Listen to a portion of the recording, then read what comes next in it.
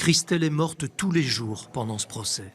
C'est Maître Herman qui parle. Elle décrit la souffrance psychique et physique de Marie-Rose Blétry, de Myriam et Nicolas, ses enfants, pour qui ces 2 semaines ont été une nouvelle et terrible épreuve. C'est une plaidoirie, mais c'est aussi le témoignage d'une empathie, d'un long compagnonnage entre une avocate et une famille en quête de vérité. On a tellement partagé le moment de combat avec eux que c'est difficile de parler pour eux et de parler sans émotion. Quand depuis 17 ans on est à leur côté, depuis 17 ans on est convaincu qu'on peut arriver au bout de ce dossier. On connaît les histoires, on connaît les enfants qui ont grandi, on connaît les petits-enfants qui sont arrivés, on connaît les douleurs, les maladies, on connaît toutes les épreuves qu'ils ont rencontrées. À un moment, Corinne Herman s'adresse à Pascal Jardin. « Je suis horrifié, monsieur Jardin, quand je vous entends vous poser constamment en victime. » Maître Seban se lève à son tour. Sa plaidoirie ne dure pas plus d'1 heure. Il s'en tient au plus près des faits et des preuves.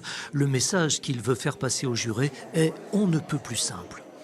Il n'y a pas d'autre alternative que de condamner Pascal Jardin à une peine très lourde, parce que je dois dire qu'il a, par ses dénégations successives, par son attitude à l'audience, il a causé une 2e fois une douleur terrible à la famille, et qu'au fond, cette 2e audience, qui est son droit le plus strict, il n'a apporté aucun élément nouveau pour sa défense. Maître Seban conclut sa plaidoirie en s'adressant aux jurés, en le condamnant. Vous donnerez à Christelle une sépulture et vous mettrez fin à 22 années d'angoisse de sa famille.